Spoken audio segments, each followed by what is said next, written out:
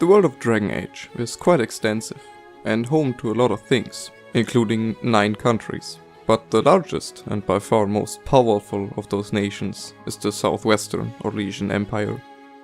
As any other nation, Orlais as well has a long and bloody history that paved the way to the extravagant society we know today. It started with 2 of the human tribes that arrived in Thedas, the Syrian and the Inghirsh, settling in the southwest, the area that would later become the Empire. The Syrian claimed the central part of the area, while the Inghirsh went to the north. Yet they were easily defeated in a conflict with the Neromanians, standing no chance as the nomadic people that they were. After the outbreak of the First Blight in -395 Ancient, the Syrian fought beside the Tevinter Imperium as well as the Grey Wardens. The First Blight ended in -203 Ancient, and until -180 Ancient there are no records of what Orlais was up to. In -155 Ancient, the Syrian united into a kingdom, which history remembers to this day as the Great Unification, which was implemented by Maferat's oldest son, Izarath. Although he forced many different cultures together, it worked out rather well, as we can see today. When word of his betrayal of Andraste in -135 Ancient spread, his brother, Verlat, lost the city of Nevarra and moved to Orlais. He started a campaign to take Orlais from Izarath, yet Izarath's wife, Yeshavis, also had plans for the man. She wanted to get rid of the Alamari influence of her people. She tricked Verlat into killing his brother and married him after he was done. After the last Alamari in the Syrian lands, namely Izarath, had died, she killed her new husband, Verlat, as well. That event marked the century-long period of the conflict between Orlais and Ferelden. Yeshavis afterwards ruled the country for 42 years.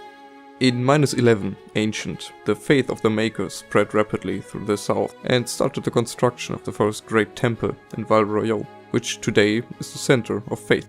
It wouldn't be a Dragon Age religion, however, without a good few years of holy wars. So the young king of Orlais, Kordillus Drakon, started them and proved himself to be one of the greatest generals in history.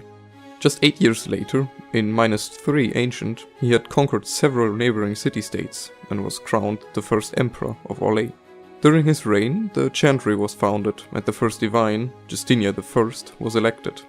Together with the formation of the Chantry, the free use of magic in Orlais was declared illegal, except for those that operated directly for the Chantry. In 1.5 Divine, the Second Blight started, and Emperor Drakon led the fight against the Darkspawn Horde, in part by gathering mages into his ranks and letting them go nuts on the battlefield. By the time of Drakon's death, in 1.45 Divine, the Empire had expanded far into the Underfells and most of the western free marches. Yet Drakon's son, Kordillus II, wasn't as politically skilled as his father, and in 165 Divine, the Underfells declared their independence. 2.5 Glory marked the beginning of the end for the Dales.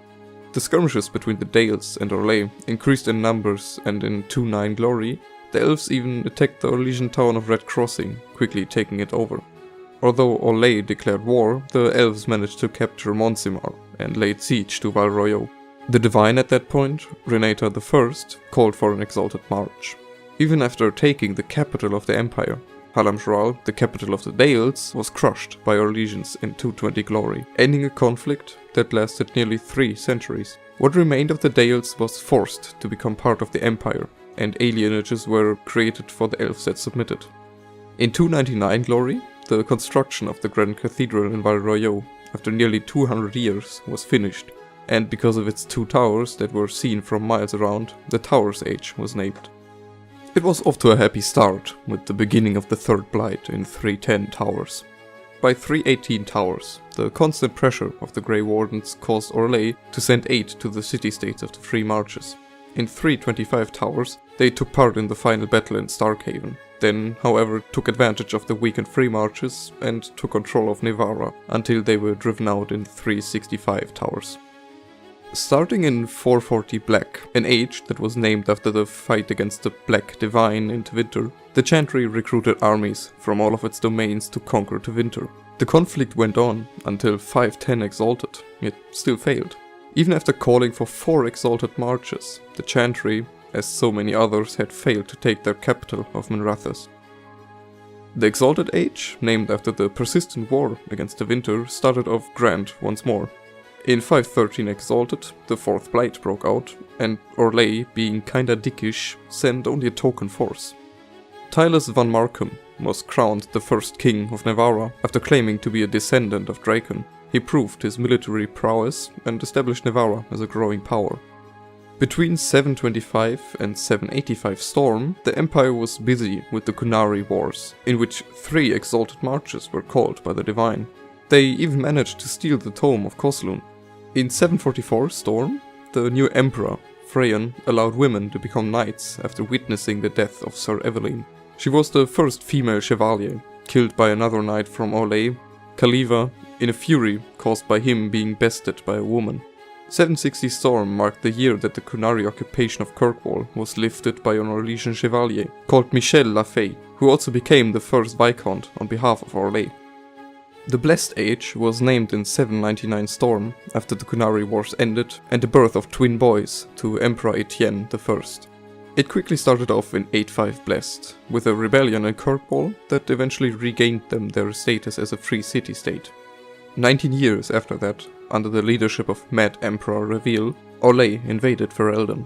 Since a large number of powerful bands undermined the kingdom's defense, they allowed the Orlesians to establish a strong foothold rather quickly. It led to them fully occupying the country by 844 Blessed. While it was a great success for the empire, the Navarrans haven't forgotten what their emperor did.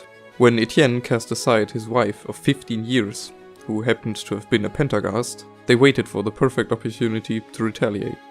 While most of the Orlesian army was busy in Ferelden, Navarra declared war and quickly sacked a number of towns, among them Perendale, which was never taken back.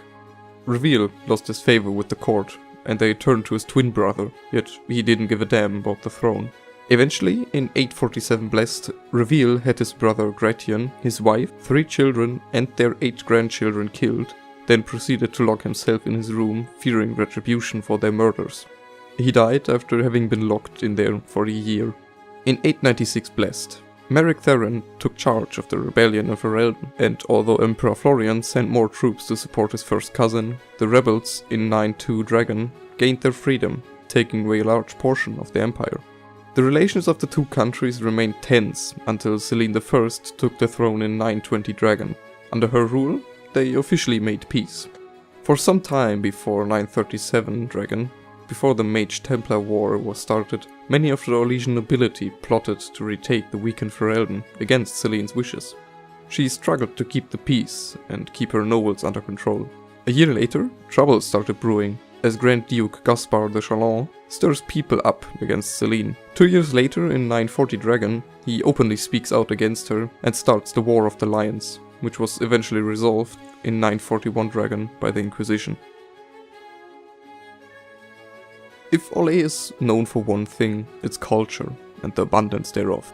The capital, Val-Royeaux, boasts the University of Orlais, and although it is a relatively modern institution, it offers the best education money can buy.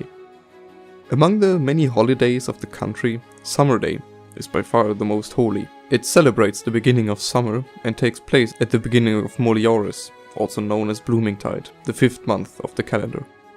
Yet, between all the culture, art and cheese, the days are ruled by class and social politics.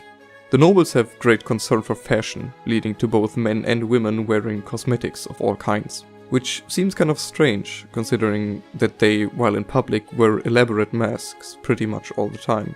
They're hereditary and identify one's family, almost as much as a heraldry on a crest. Noble servants also wear masks, yet much simpler ones that show whom they serve. Their society is vicious and riddled with envy of the powerful. Bards, who often entertain nobles at court, take on the roles of assassins, spies and saboteurs for their employers, who are usually other nobles. Even though they know that every entertainer could be a bard, they welcome them, having a thrill for outwitting a spy. This sort of death wish ties in with something that Orlais is famous or infamous for, depending on your point of view: the Grand Game. It refers to the competition between everyone of noble birth. A competition for esteem, power, reputation, anything that will bring them higher in the ranks, with the ultimate goal of a title. From birth, willing or not, they are part of it. If not as a player, then as a pawn. The only way to escape it is to join the chantry or similar groups, such as the Templars or the Circle. Nobles often employ assassins, in the form of bards, to do their dirty work, in the game with the only rule being anything goes. To give you a good impression of those people, Liliana got you covered. We let nobles decide who to blame. We are just the enablers of the game. Technically, anyone can join it, even someone that is considered above it, such as the Divine, shown by the fact that Divine Justinia V was considered to have been one of its best players. No matter if farmer or ruler, no one is safe when they entered the game. It is played for the highest stakes, and to the death.